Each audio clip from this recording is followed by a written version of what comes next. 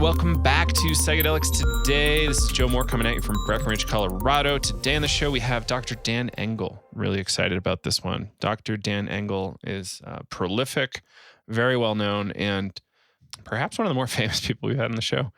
Really just super happy that I was able to link up with Dr. Engle. Read you a quick little summary of his work here. Dr. Engle lectures and consults globally, and is the medical director of Kuya Institute for Transformational Medicine and consultant to Onnit Labs. You'll know them from Aubrey Marcus and Joe Rogan. The True Rest Float Centers, and several international treatment centers using indigenous plant medicines for healing and recovery. He published his first book, The Concussion Repair Manual, in October 2017, which has received praise from countless figures in the medical arena. His other programs include BOLD, Freedom from Meds, and Full Spectrum Medicine. Some medical directorships held, Alternatives to Meds Center, Crossroads Ibogaine Center, The Sanctuary in Sedona, Rejuvenation and Performance Institute in Sedona, Tree of Life Rejuvenation Center in Patagonia, AZ, and the Mindful Medicine Integrative Psychiatry facility in Portland, Oregon. Dan is the former medical director of several of Sedona, Arizona's premier healing centers. And you can read the whole list on drdanengle.com, ENGLE. Yeah, really excited about this one. We got along really well. I had just a wonderful time chatting with him. I got to work through the Concussion Repair Manual shortly before we recorded, and it was extraordinary. Being written, 3 years ago, or published 3 years ago, meaning he's writing this stuff 5 years ago, probably. It's really amazing. Just really happy to see that there's a really nice compendium you can kind of lead people towards. And now that there's all sorts of people talking about TBI and psychedelics, that's traumatic brain injury, and psychedelics, the frontier is huge. So thank you, Dr. Dan Engle, for joining us. And I hope you all check out his books and just follow along, because he's going to be a real player in the space for a while. I believe they've got some really fun stuff coming that you'll probably hear about soon enough. I think that's it for the intro. If you want to support us and further your education, we've got a 8-week training program coming up. It's got a 45-day money-back guarantee, and it starts on January 7. So if you don't like it, full money-back guarantee. It's called Navigating Psychedelics for Clinicians and Therapists. I'm sure you've heard about it before. It starts up on January 7. We've got 2 different time slots, and it's going to be amazing. So I think we got a 2 o'clock and a 7 o'clock Eastern group. Usually supports folks from the UK all the way to Australia. So check it out. We're definitely selling seats quickly. So if you want to be sure to be there, sign up soon. If you miss classes, we do record them so you can watch them later. No worries about that. And, we keep them private for your class only. We often bring in guest presenters. We don't usually announce who they are. And what else? You get some CE credits from the state of California for nurses, therapists, and psychologists. These are highly transferable to other states, some other countries, and other professions at times too. But check with your licensing board to be sure they are compatible. Yeah, essentially, it's just an amazing foundations course. You will understand where you want to go in the field, or what course of study you might want to pick up once you dig in here and complete our 8-week program. Lots of amazing testimonials. You can find them all at psychedeliceducationcenter.com. It will help you if you're currently practicing therapy or psychology. You'll have a better understanding about how to frame these conversations with clients and patients. So we think it's amazing. I love teaching it. We've been teaching it for years now.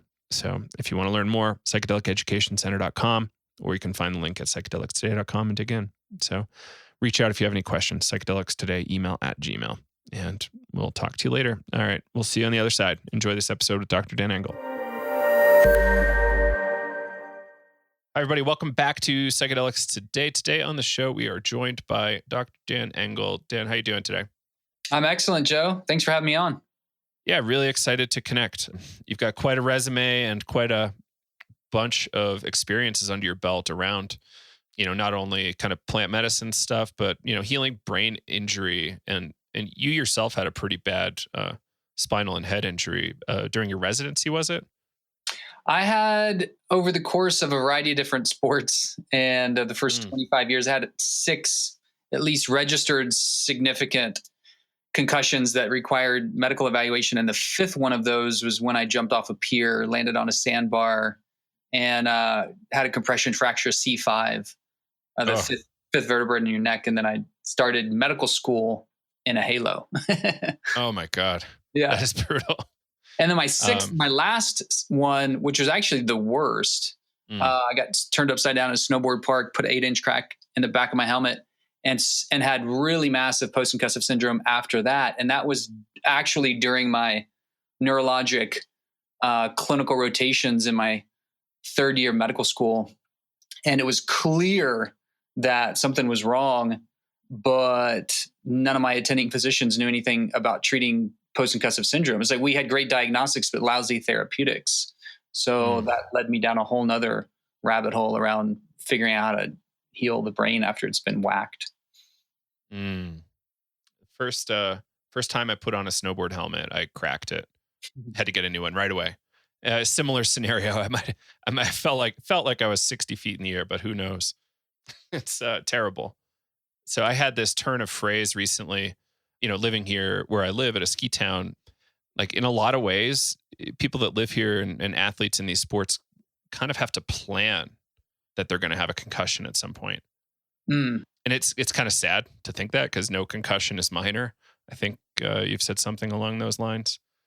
It's kind of scary. So like, do you have any advice? Like, okay, so you're going to have one. Like, thankfully, I had the chance to read your recent Concussion Repair Manual book, so Hmm. I at least have that data filed away for when I get hurt. Yeah. Yeah. Yeah, it's an important part of the conversation, especially for athletes. And I'm always going to be an athlete, and I'm always going to be putting myself in situations that might not be best for my brain and my body. At least I'm making more educated and wise choices now, but the drive is still the same. And so, how do we mitigate the risk of a downstream effect post injury? Helmets, number one, for sure.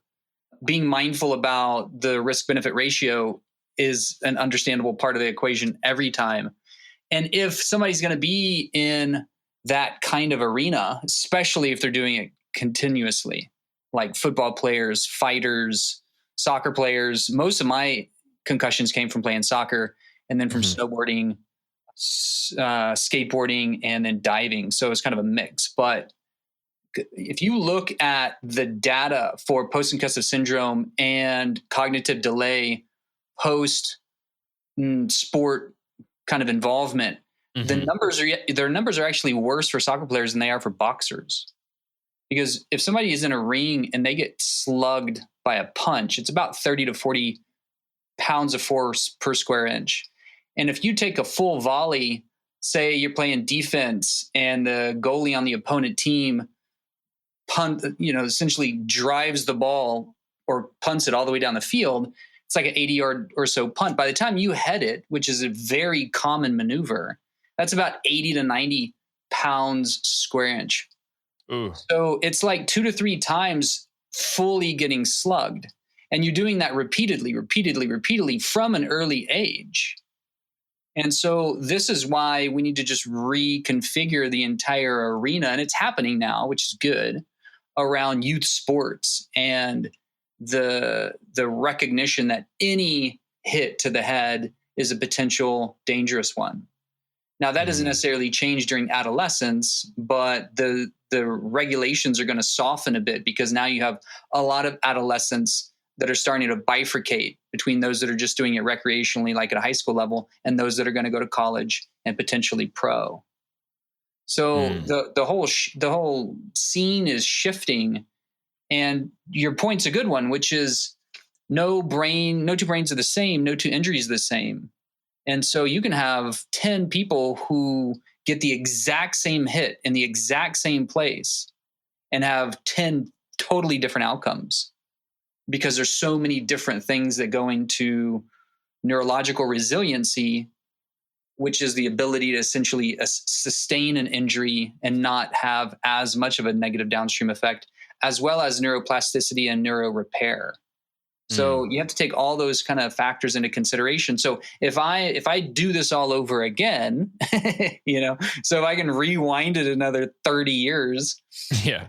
I would be much more mindful in how I defend, because my primary position playing soccer all the way up to college was center defender. So my job is essentially to make sure no one scores a goal, so to speak. And it ends up putting, just like, the safety on a football team, those guys, when you see the worst hits on the football field, they're usually safeties that are just dinging wide receivers flat out at a full speed.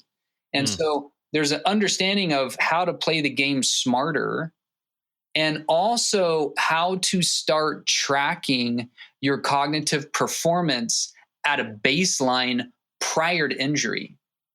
I think if there was one thing that we could do much better than we're doing now, is have cognitive and neurologic performance baseline scores for anybody that's in any kind of combat sport. And then anybody who knows that they're just going to be pushing the envelope, like, you got a weekend mountain bike rider. Breck is amazing in the summertime for all the mountain biking you have. And mountain biking actually wrecks a lot of people, because if you get caught up in your pedals and you dive over your handlebars, you're going to be messed up. Ideally, you maybe shoulder plant and you've got a dislocated AC joint. But at worst, I've seen a lot of clients with broken noses and severe TBI from frontal head injury, just like you were in a head-on motor vehicle accident and you head-butted the steering wheel. It's the same kind of thing if you end over your bike and you can't prep. So all of those people, men and women, young and old, if anybody's pushing the envelope because they're just, they enjoy the ride, they enjoy the sport, then at least get set up with somebody who can do neurologic and cognitive performance baseline measures. Because if you have a baseline and then you get smashed, now you've got a point of comparison. If you don't fully recover afterwards, it's much easier to see how much you've lost. And therefore, it's easier to dictate the treatment moving forward. So I've seen that kind of thing offered at physical therapy clinics around here now, but more for like post event screenings. Does somebody need to go to a neurologist to get this kind of exam? It really depends, because there's so many different fields. It's just like psychedelics, right? There's so many different fields that are in this arena. So you've got a classical neurologist is going to be a medical doctor, allopath, kind of like my background and training.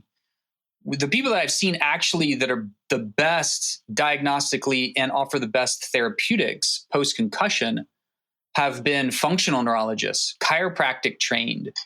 They have a bit of a different skill set in their diagnostic physical examination. And I've just seen it consistently super impressive in their ability to understand what part of the brain is most limited after a concussion. That's the primary area of intervention, so to speak. And then you've got physical therapists, some of which are very good. You have osteopaths, DOs, many of which are very good. One of my colleagues is a DO, and he's one of the best that I've seen in this kind of arena. And I've trained from a bunch of these different kind of ancillary and synergistic medical degree and fields like naturopathic, osteopathic, chiropractic, even Asian Chinese medicine and Ayurvedic medicine would understand how to mitigate inflammation typically better than we're trained as allopaths. So if it's somebody with like a resume, so to speak, and what I mean is even more of like a hands-on in the field resume versus just a bunch of degrees, but they haven't yet put it to use. And I'm not saying that that's a negative thing. I just found it's more helpful to go to somebody that's got hands in the field.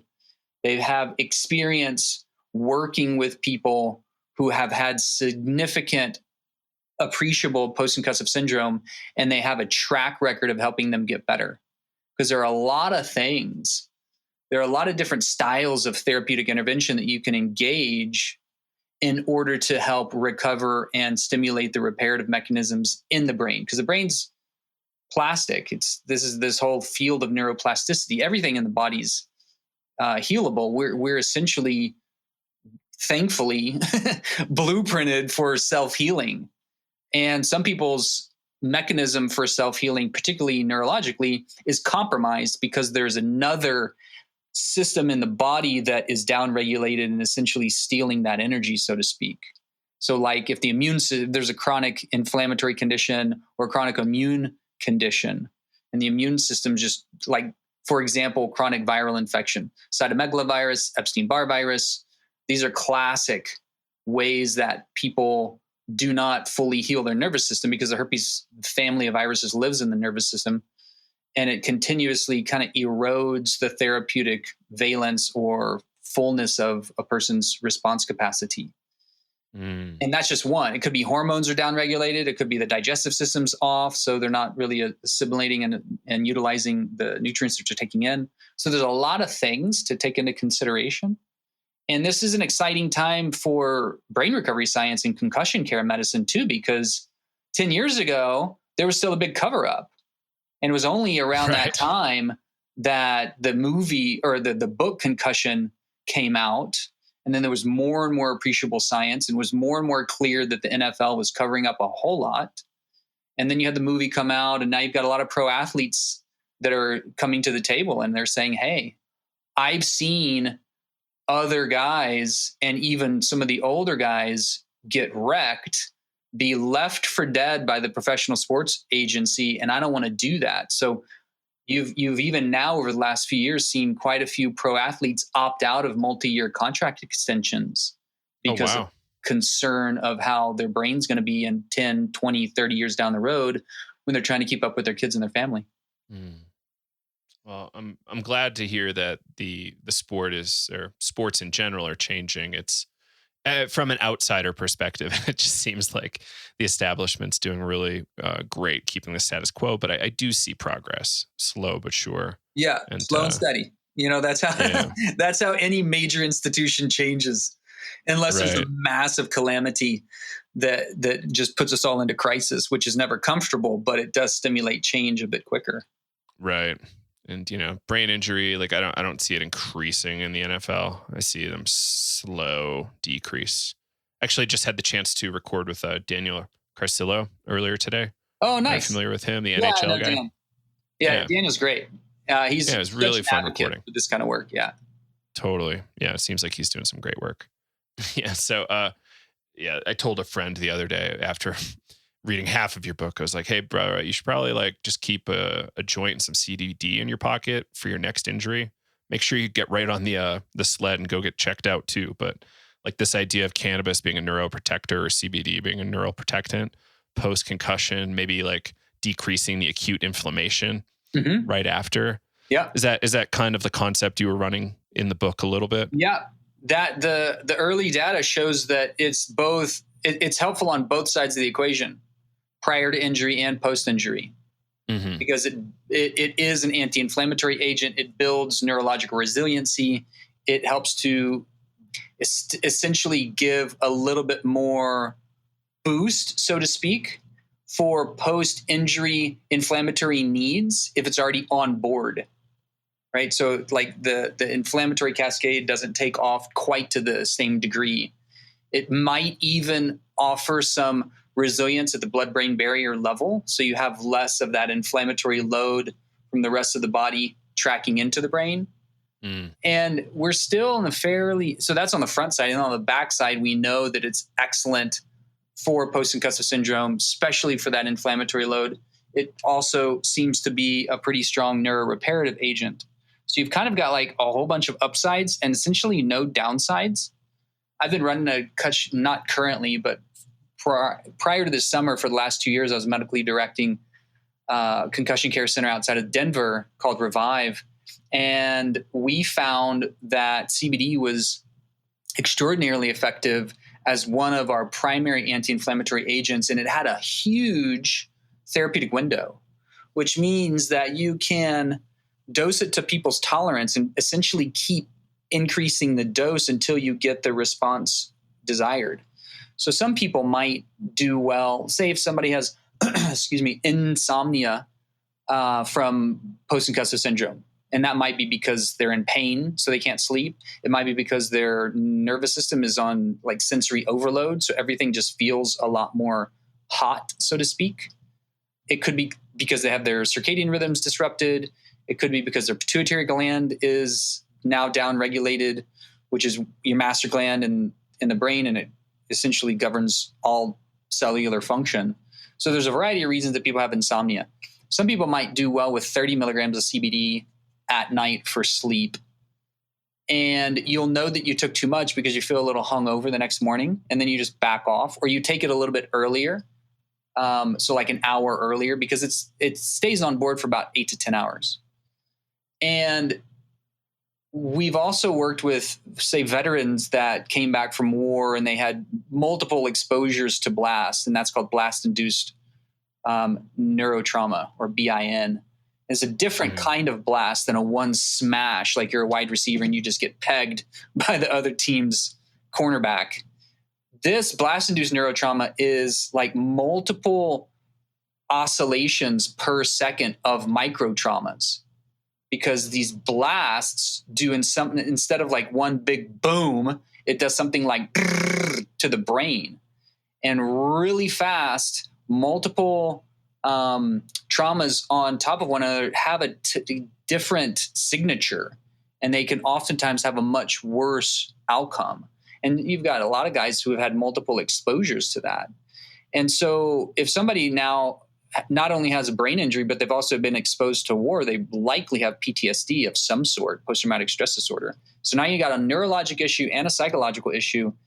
And I've seen guys that required up to 2,000 to 3,000 milligrams of CBD to calm the scale and scope of their inflammatory load.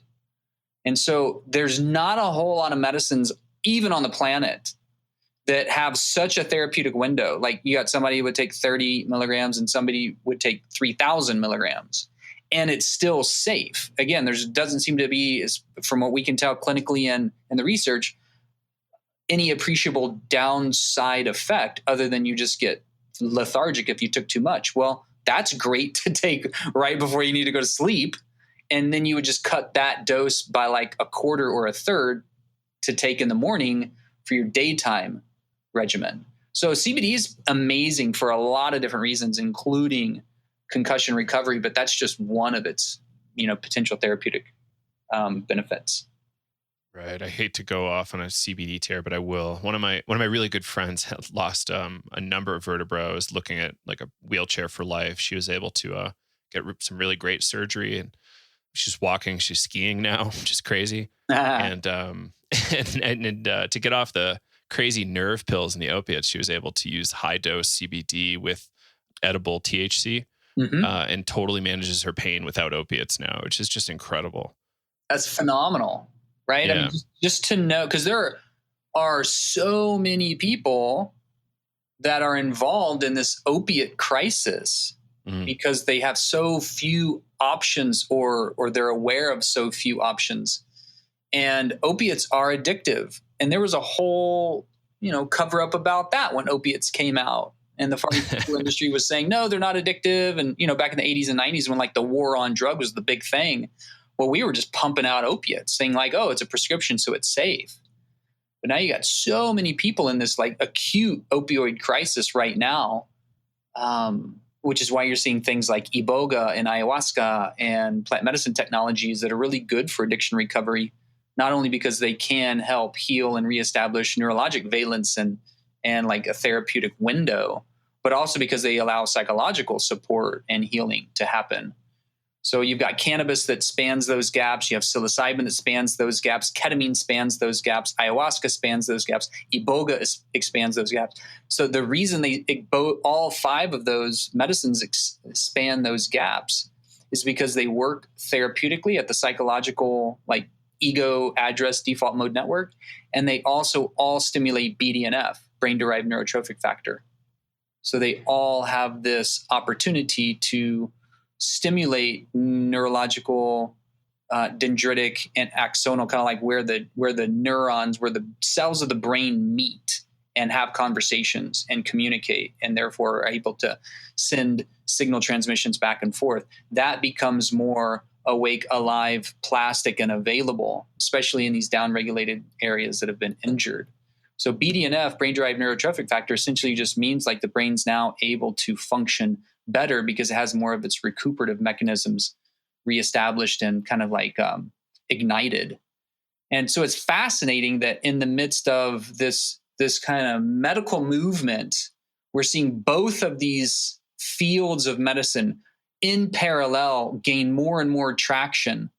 This being the psychedelic medical arena, which is more psychological based in nature. And then you have the neurologic concussion repair arena, which is more hardware, brain kind of, tissue based. So you've got now software and hardware technologies in two parallel medical paths, both accelerating at the same time with this intermediary bridge between those two fields, which is the psychedelics. Yeah, it's just this BDNF topic was really great in your book. And I really appreciated how you talked about how in a post-concussion scenario that the body does try to upregulate a bit, this BDNF. Mm-hmm. And I always speculate, or lately, the past year, I've been speculating on some sort of stack. So there's so many different things that can help upregulate BDNF. Like in the psychedelic arena alone, like I would say almost like 80% of the commonly discussed psychedelics at least are known for upregulating BDNF. So I'm like, could we like rotate through these to upregulate BDNF? Or maybe I'm just kind of idealizing BDNF as the thing that could heal us from this when there's so many other interventions. Yeah. Well, it's a good question. I think part of, and I've had this kind of challenge in the past, and maybe even now currently, part of my challenge can be at times is over glamorizing the psychedelics and over promising fixation, because not everybody's able and ready to have a psychedelic experience. Right. There are levels. There are levels of medicine. There are level 1, level 2, level 3 medicines. And even prior to that, it's good to get people in float tanks. Yeah. Just float, be with yourself, do your own shadow work for a little while, learn meditation, do some breath work, self-regulatory practices. If you can't regulate yourself, particularly in a float tank, you're going to have a hard time regulating yourself in medicine arena. And a lot of people are just doing medicine work by themselves, or maybe with a sitter who might not know what they're doing, or maybe with a facilitator who promises a lot but can't deliver because it's in an underground community and they don't have much therapeutic training, or, a variety, or a facilitator who's really just in it for the money, or, the list is long about why that might not go well.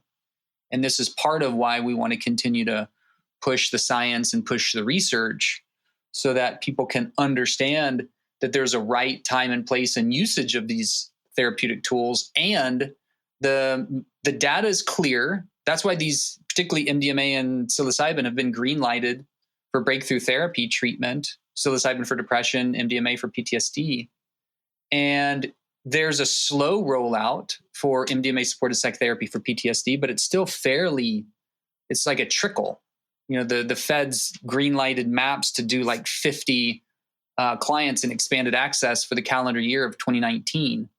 Or 20, sorry, and 50 people is like a drop in the ocean. It's still better, and that's not to make it wrong either, because they're wanting to make sure that all the I's are dotted and T's are crossed, and you've got the whole therapeutic kind of infrastructure that's necessary for scale. I completely understand the need to prove a model before you scale a model, 100%. And we could do much better by the feds actually supporting some of the rollout fiscally and financially. MAPS is essentially just doing it single-handedly through 100% of private donation. And so we've got a medical system that's just upside down really from its ideal expression, but that's also the case in politics and agriculture and education and the legal system. And, we're going through a massive cultural revolution and renaissance right now, which is exciting. And unfortunately, we have a lot of our brothers and sisters and parents and grandparents and children who have high need Like there's a huge demand for these services, and they're just being rolled out in a way that can feel really slow and frustrating at times, especially if you're watching one of your friends, family, or loved ones just deteriorate, or you're experiencing it yourself, or in my case, both. Because I've had my brain smashed a handful of times and had really bad residue from that. I've also had my own experiences with addiction. I've also had my own experience with depression.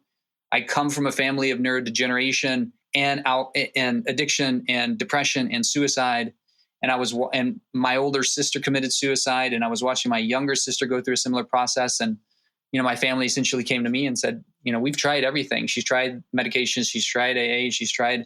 She was in the legal system. And, it was like, we've tried everything that the standard of care offers. So, can you work your magic? And so I took her down to the jungle with me, and we did a series of plant medicine ceremonies, and she popped out, and she's like, I don't know what it is now, 5 years sober. She's an addiction recovery coach.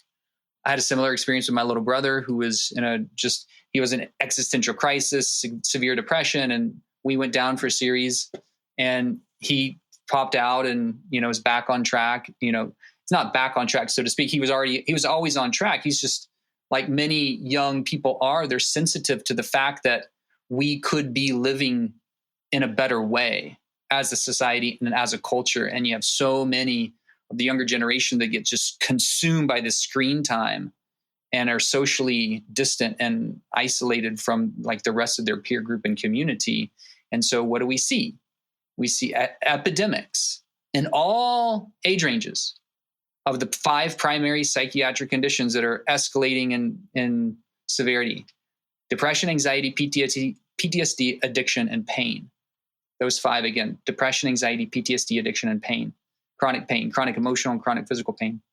And so there's no lack of demand for these kind of services. And that's why you have more and more people who are looking for this kind of work in an underground community, because a lot of people can't go out of the country for one reason or another, or just find it much more convenient to find some money in their local arena, but they don't know how necessarily to vet that person. And so there's just this it's a bit like the wild, wild west in the underground community, but every new industry is kind of like that. So it's an exciting time to be in this field, because this field is here to stay. The lid's not going to be put on it again. It's just a matter of figuring out how best to roll it out with, and historically, I'm not a huge proponent of overregulation, but in any new industry, we need to have standards of care.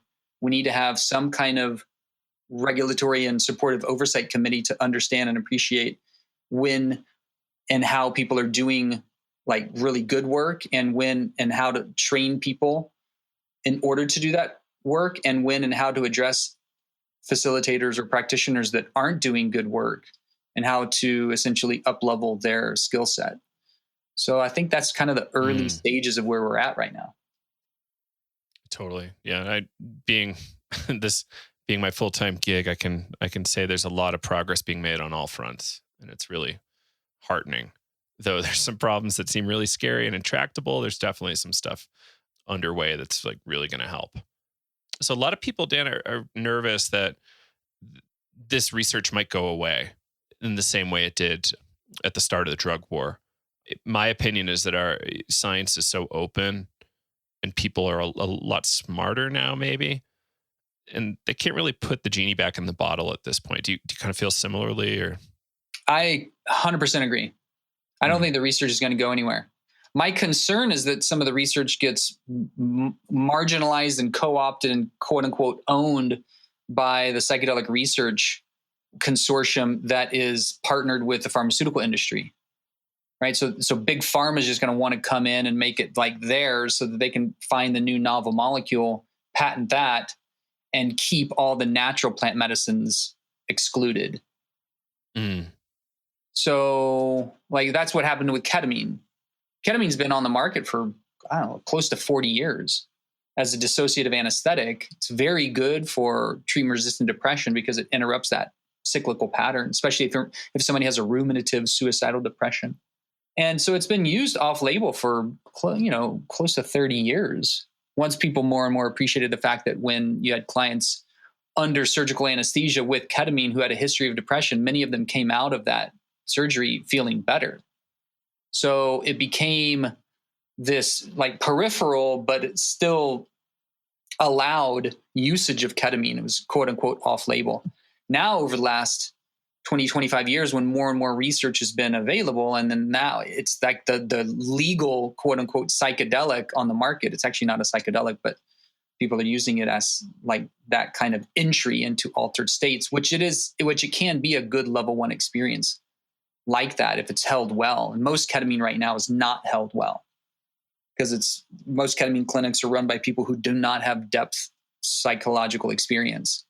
And maybe many of them are anesthesiologists and are used to putting people quote unquote to sleep.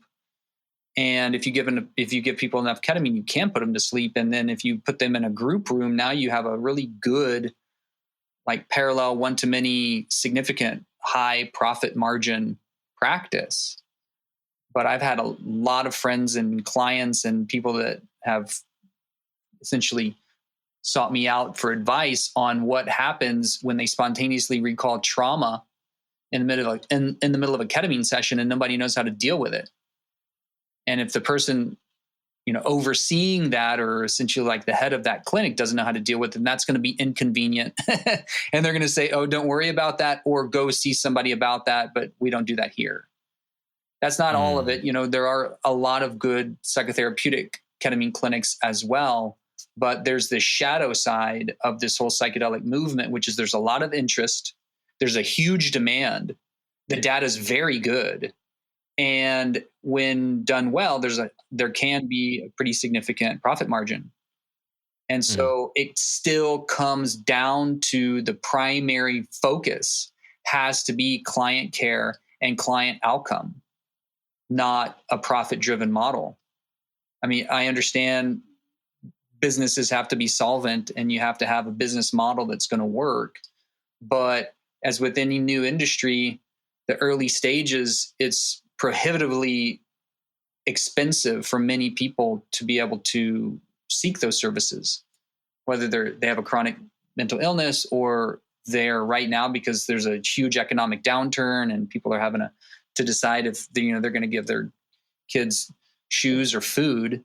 It's like, wow, okay, if I don't have discretionary income for this kind of therapeutic and it's fairly expensive, this is a time at which it's a little challenging because in any new industry, it's a bit more expensive on the front, just like solar panels were. When they first came out, they were super expensive, and now it's much more affordable. Electric cars, same kind of thing. Like every new industry. So psychedelics are going to become more and more affordable. And if government would redirect some of its allocated resource to making that process of therapeutic legalization more streamlined, then I think we would see a cultural revolution in this amount of psychiatric kind of epidemic trajectory. And then you have to have a whole new business model for a pharmaceutical industry if they're going to put the needs of their client first. Because right now the pharmaceutical industries they're incentivized to keep people on medication. And that's just going to keep putting Band-Aids over the wound. That's never going to get to the core issue. So there needs to be a whole incentivation kind of model, so to speak. And I think we have the opportunity to do that. And ideally, this psychedelic medical arena and research holds to a standard of care and ethics with virtues and values that are, embedded into its framework, and it becomes a client mission to serve the best positive impact for everybody involved as a therapeutic modality primarily, and as an economic stimulus or a business model secondarily. Right. This is, we're in challenging times, right? Like, I think you're noticing it as well. There's so many investors coming to the table and they want obviously to maximize returns most of the time. Some people are in it for healthy investments, but some groups might want to lock down access to psilocybin and perhaps like you mentioned, Johnson & Johnson with Spravato, like just really locking this stuff down, or trying to. At least they didn't do too well with it. But it's just a really interesting thing that we've got to stay aware of as people interested in the psychedelic world. What to do about it, that's something different. Maybe keep donating to MAPS and groups like USONA. So there's like nonprofit angles for both psilocybin and MDMA. Right. But yeah, it's an interesting landscape. Yeah. Yeah, 100%. And we're seeing more and more of the hybrid model. It's kind of like between a for-profit and nonprofit. You've got like B Corps, and you've got more philanthropically oriented for-profit agencies, but that still have as a mission and embedded into their executive rollout and in the administration of their business practices, they have client-centered care as the top priority. Like that's essentially the business model framework for our clinic that's coming up to be launched in a few months in January in Austin. We've had this conversation consistently with investors that we're onboarding so that they know that we're going to consistently put our clinical excellence first. And it has to be that way. And when that happens, we know the downstream effect will be positive for everybody involved.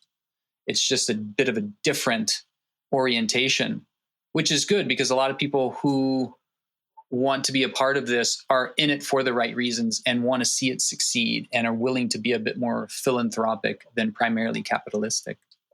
Yeah, I could see. Yeah, since you've been inside medicine for a while, you can kind of see that there is this kind of like long-term great trend. I don't know if you saw this news the other day. Spravato was rejected twice in the UK, saying it wasn't cost-effective compared to ketamine. Oh. So they did get pushback on that crazy, like, what is it, 3,000 times more expensive? It's like $800 for a go versus like $1 or less. Right. Yeah. So I was glad they got pushback. Sure. For 100%, for sure. And you're looking at two totally different medical systems, right? Because the pharmaceutical lobby is one of the biggest lobbies in DC right now. Up there with oil, up there with data. Big pharma is huge. And in the UK and the EU, just like in Canada and other places, when you're looking at more of a universal healthcare model, then you have to look globally at those kind of cost benefit ratios. And I agree. I haven't seen the data that is super robust to suggest that Spravato's any better than ketamine. Right. And for those who don't know, it's essentially just filtered ketamine. So you have like a certain handed, I think it's either left or right-handed ketamine. So it's largely same source. It's just a filtration method, and grossly, like, it should be doing the same stuff. I know there's some slight differences, but I don't think it's that substantial between left and right-handed ketamine. Right. And there you're also speaking about the, if we're talking about the administration of ketamine or the administration of any psychedelic for that matter, you got the microdosing process and you have the macrodosing process. Microdosing where it's really subthreshold, maybe it's very subperceptual. You might not notice anything even on board, or if you do, it's only slight. It doesn't impair your function. And you would have those be much more consistent and offered therapeutics.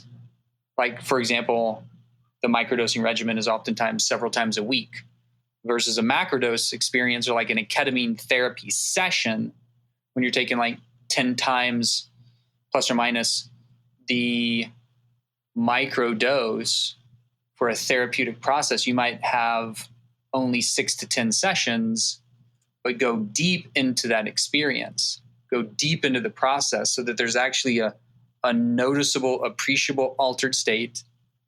The ego has been relaxed enough at this default mode network so that now some of the ego defenses can come down and you can work through that deeper subconscious material on a therapeutic level. And so when we see the benefits of, okay, when does microdosing make sense? When does macrodosing make sense? That's a little bit different for everybody, and it's a little bit different for every psychedelic. But that's another part of the conversation. That is another part of the exciting research that we're in, because we're starting to see more and more of the benefits of microdosing, and even long-term. Classically, the two that are most used in a microdosing arena, this is from Jim Fadiman's work, and you can go to his website, jamesfadiman.com, and he's got something like 30,000 case reports all over the country, people writing in about their experiences.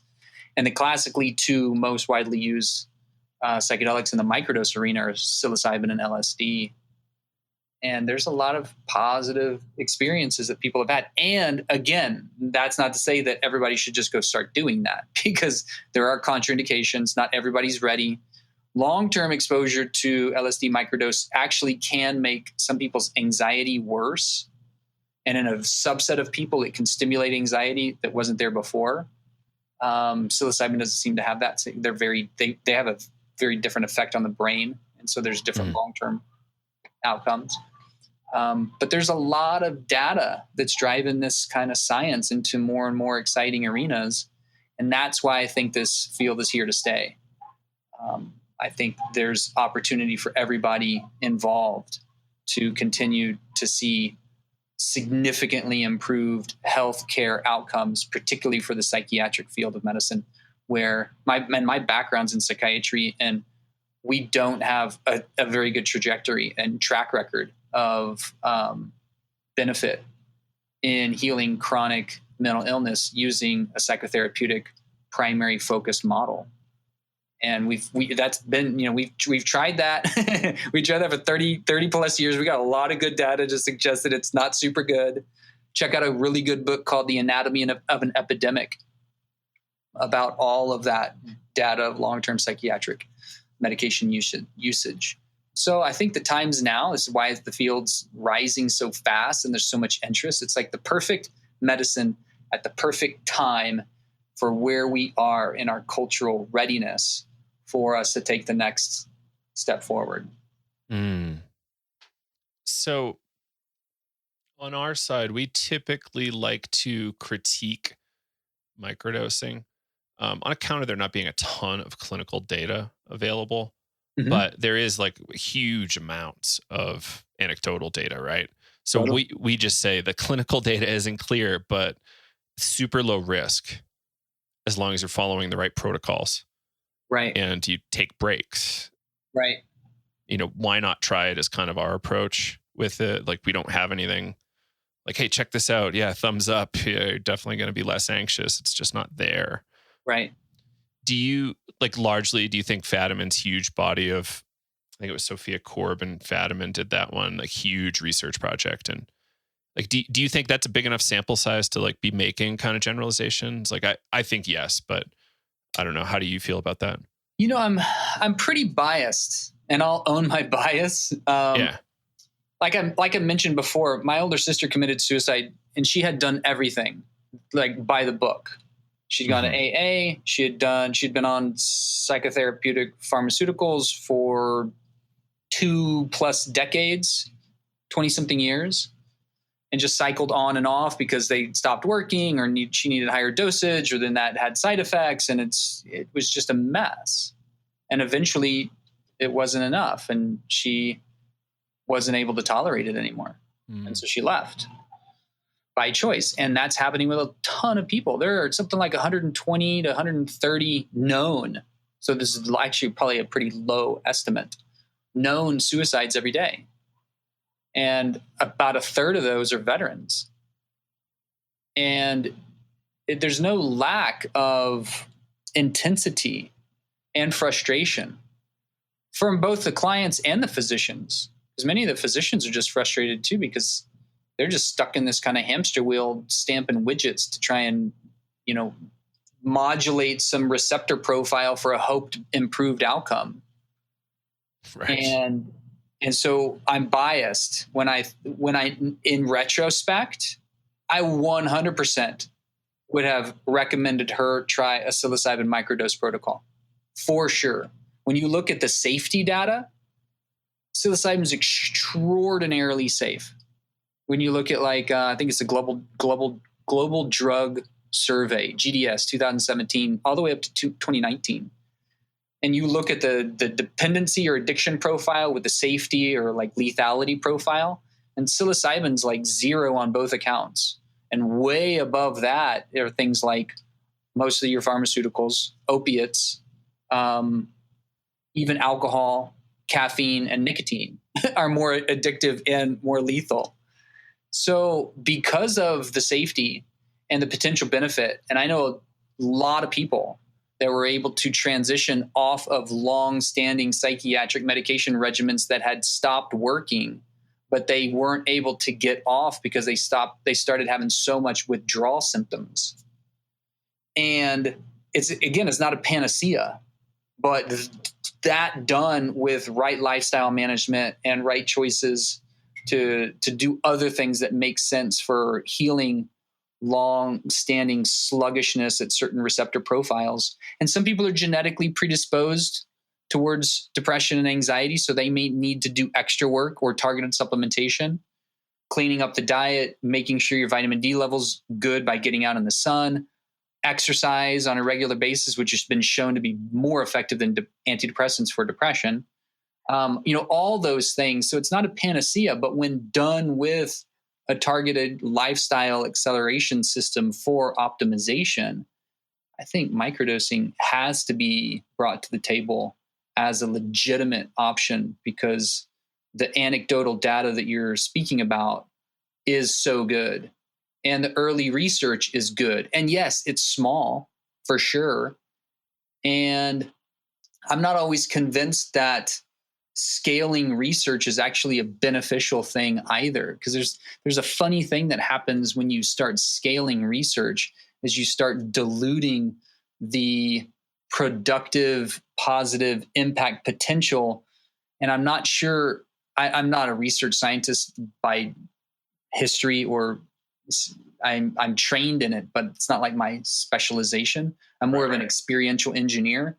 And when you engineer people's experiences on a small scale, and you have more oversight and more touch points and more engagement with their process, then you can significantly and consistently more directly, positively predict their beneficial outcome. But when you start to scale that out and people don't have as many touch points and they're not really nurtured through a similar process, and it's just like getting a lot of people through the door, then people start to feel less connected, or at least less taken care of. And that, I think, is a huge issue that's not addressed in a more reductionistic double-blind placebo-controlled trial where you're isolating one variable. And I'm not knocking that either. That is also important to do, because it's helpful to see how single variables shift the whole. But we also have to do it the other way and see how whole person variables accelerate that one therapeutic treatment to do its job even better, because it's not trying to like lift all the heavy load by itself. Yeah. Interesting. Yeah, it's we kind have of like a lot to CBD, learn. TBI. Yeah. Right. I mean, if somebody has a TBI and I say, "Oh, great, take CBD," and they're like, "Well, I did. It didn't seem to work." And then I say, "Okay, how much did you take? How did you take it? And what else are you doing that might be handicapping its ability to do all the heavy lifting by itself?" "Oh, I'm still staying up till 3 a.m. I'm still drinking with my friends. I'm still out on the field. I'm still, traveling all the time because athletes or executives or anybody who's like just has a travel schedule, it's a wreck on your nervous system." I'm like, okay, well, that might not mean that CBD doesn't work. It just might mean that it's not going to be able to do all of the heavy lifting all by itself. Right. Yeah. It's something people might not consider fully, right? Like we typically suggest people go check out like a holotropic breath work or some, meditation retreat or something before they go try psychedelics, just so they get familiar with their mind. Floating is also on the menu too. So it's like, go spend some time doing these basics. And like, I think you phrased it pretty well and structured your book really well, where you've got these like easy, cheap, safe solutions, and then you scale it up to like, more expensive, like maybe slightly more risky, in each of those categories. And I think we need to think of psychedelics as kind of like maybe not the capstone, but like we've got to do a lot of prep if we want to get 100%. maximal results from this big, scary experience 100%. or beautiful experience. Yeah. Yeah. I think, it's interesting how we're going to see now more and more of this part of the conversation come online in the next, I think, 12 to 18 months. Yeah. So if we looked at 10 years ago when psychedelics were just really coming on to like the cultural curiosity again, there was this long pause. 60s and 70s, they were there and then they went lockdown for 30 years. Now, when it kind of came back, a lot of people were focusing on the experience. How do you maximize a person's experience, set and setting? And you kind of picked up where that conversation left off. And then around 5-10 years ago, we started recognizing that, people can have an awesome experience, but if they're not able to integrate it and use it, then it can just be a pipe dream. It can also be really disruptive if people don't know what they're in for. And so, we need to focus on integration, which is true. Absolutely. And now just kind of you can just hear the whisper of it on the cultural conversation is preparation. And what preparation does is it engages a variety of factors that start to accelerate the likelihood of positive results in the integration phase. So integration should start with preparation and vice versa. And so when you have people prepare well and you let them know, like, the medicines aren't here to fix you, oftentimes they help show truth and more self-awareness, and they bring the subconscious material into the screen of your mind so you can work with it, but it's not going to save you. And the more you do those preparatory practices like breath work, like self-regulation, like meditation, like floating, like journaling, like time in nature, and you get really clear on your prayer, your intention, what you're going for, and then you have this radical faith that I'll just put it in the first person perspective. We know, collectivize, we know that the biggest lessons come from our greatest challenges. We know that we grow the best through adversity, just to the point that we can tolerate it and kind of utilize it. And if we have this radical faith that this process is supporting, especially if there's a good agent, facilitator, integration coach, etc. If I can have this radical faith that this process is helping me along my path, like Joseph Campbell said, in that cave that you fear lies the treasure you seek. If I know that I'm going into this in order to reclaim a part of me that's been disconnected, potentially from trauma, or because of fear, shame, and guilt, or because of a core wound, rejection, abandonment, humiliation, betrayal, those kind of things, I'm going to go back and I'm going to rescue this part of myself. And it's going to be uncomfortable process because I'm going to be vulnerable. I'm going to be stepping way outside of my known. My ego is not going to like any of that. But if I can stay radically present with the process and be held through a therapeutic arc, that all is a part of the preparation conversation that most people aren't getting. And so when you prepare people well, for sure, you see this magnificent improvement in rates of response, recovery, whether you're going for healing something like one of those epidemics I mentioned, or just optimization and fulfillment and the radical remembering of our awesomeness and what we've come to be a part of. At that point, the whole game has changed. The whole game of life has just changed from scarcity to abundance, from what I have to what I get to, from the me, mine, and I to the us, the we, and the all. And this is a shift in consciousness. It's a shift at the level of the psyche, and psyche means soul. So this is a process where we reconnect with a deeper aspect of our inherent humanity. And no agent on the planet is as consistently predictive to support that process than psychedelics. Now, near-death experience can do that, but it's not as easy to control, that process. And you can get there through holotropic breath work and meditation and vision quests and dark room retreats and fasting and blindfolded trance dance. And, the list is long of these states that engender altered experience. And that's a part of our human drive.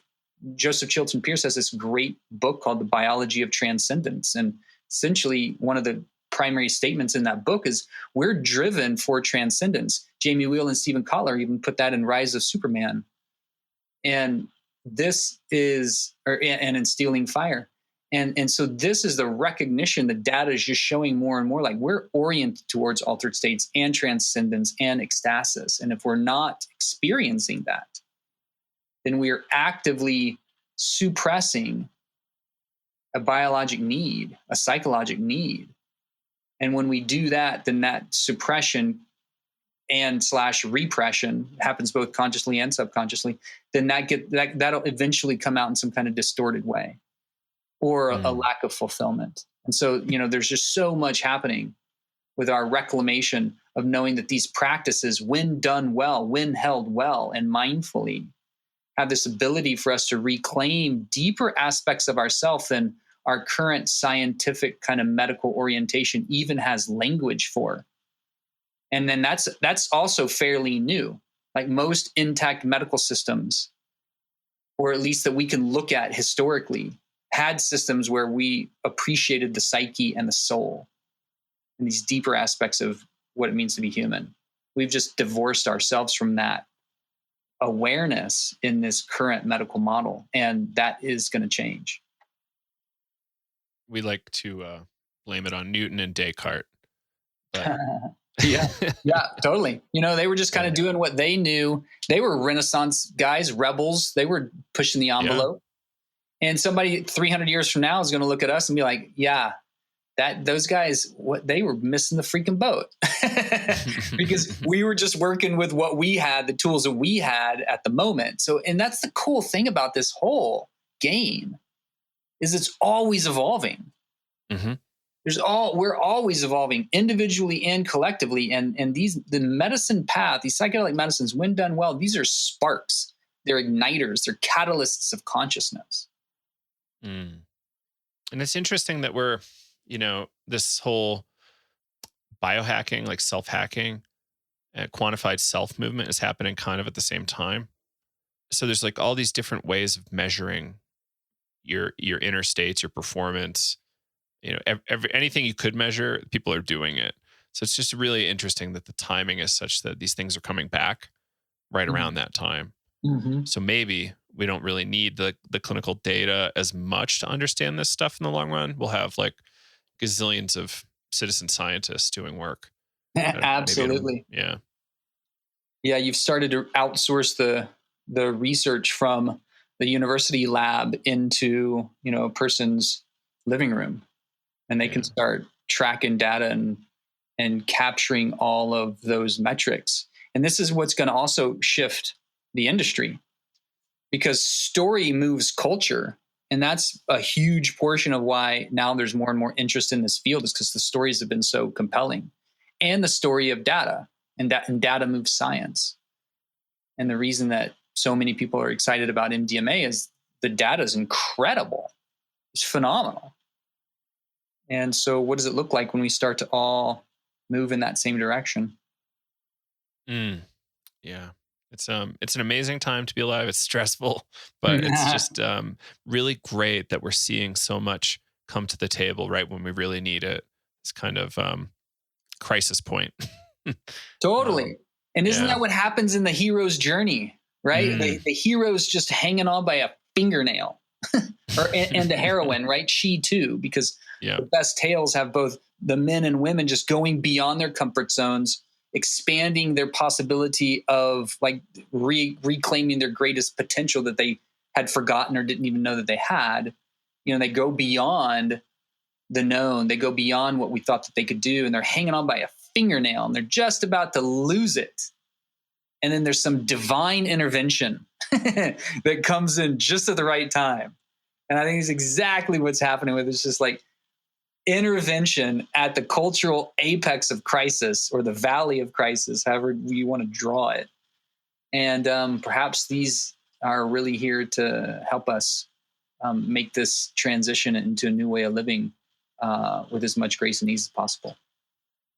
Mm, absolutely. Cool. So we're at about an hour now. I'm curious if you want to maybe give some links out or talk about your book at all. Yeah, happy to do that. Yeah, thanks for asking. Great. Hmm. Best time, best way. Let's see. Best way that people can probably, if they're curious, just get to know me and this kind of level of work and what we're doing in the transformational medicine space is to check out our full spectrum medicine website.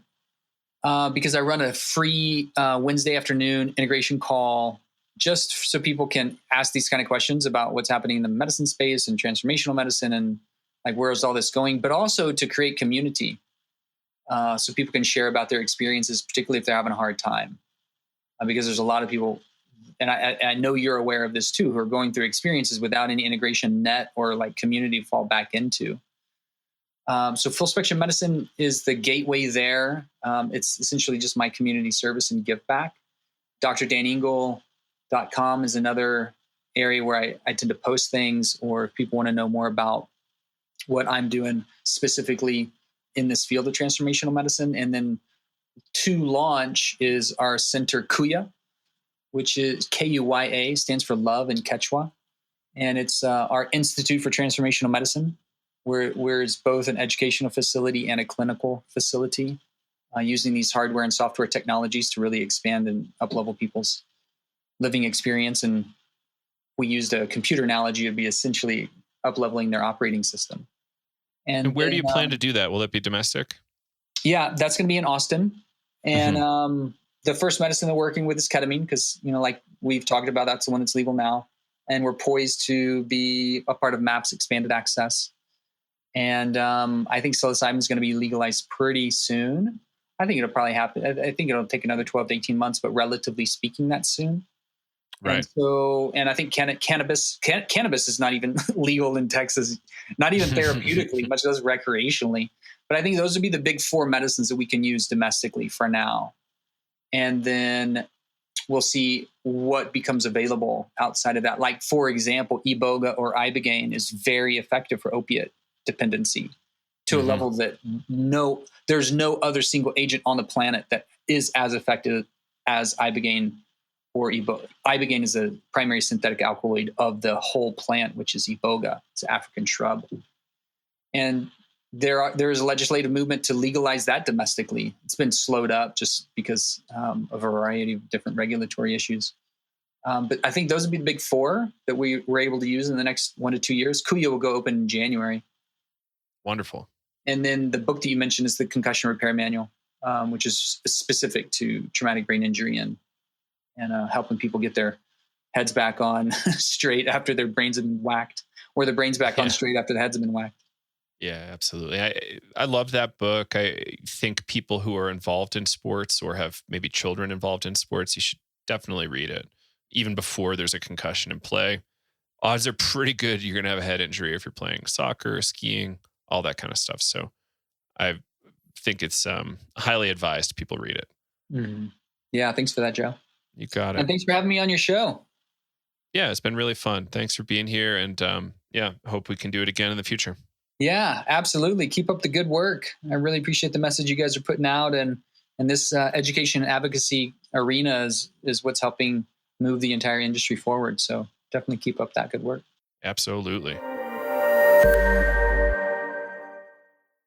And there you have it, Dr. Dan Engle. I hope you all liked that one. It was really fun for me. And real honor to have him on the show. Hope to link up with Dan in the future as well, see what kind of new data is going on in the world of integrative medicine from Dr. Dan's perspective.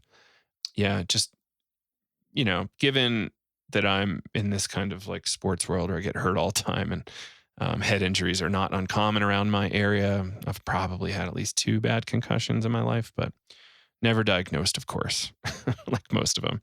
And what's interesting here is like Groff had this line at one point, like any physical trauma is a psychotrauma. It's like in Dr. Dan's work in the Concussion Repair Manual, like any bump on the brain, like any brain trauma whatsoever is not to be ignored. It's potentially really serious. So we owe it to ourselves to take better care of our brains You only got one. And brain health is wildly important. So what can we do? What can we learn to really improve our status? One book I read somewhat recently and was just floored by was The End of Alzheimer's. I forget the name of the writers there, but it was extraordinary. Talked a lot about like the physics of the brain and what's going on there and what we can do to optimize brain health. So really amazing stuff. It's only going to get better in the next couple of years too. Like over the next 10 years, we're going to have so many interesting developments on brain health. And yeah, just hold on. It's going to be a rocket ship ride. And I believe psychedelics will play a part, especially with people with TBI. So thank you all for listening to this episode. I hope you liked it. Let us know what you think. Shoot us an email at psychedelicstodayemail@gmail.com. Maybe hit us up on social media. We're all over the place there. Haven't really made it to TikTok. Maybe we have an account there, but we're all over the place and we'd love to hear from you. So as I was saying before, if you want to get ready for talking to clients about psychedelics, not necessarily facilitating anything, but talking to your clients in a skillful, educated way about psychedelics, maybe you want to take our class. The website is psychedeliceducationcenter.com. The class is Navigating Psychedelics for Clinicians and Therapists. We're launching an 8-week live supported edition on January 7. It will be amazing. It will help you a lot. It's a very low risk 45-day money back guarantee. So jump in now, start studying, and you will be ahead of the class once you get in there. And our class times are really just time where Kyle and I chat with you about the material you worked through.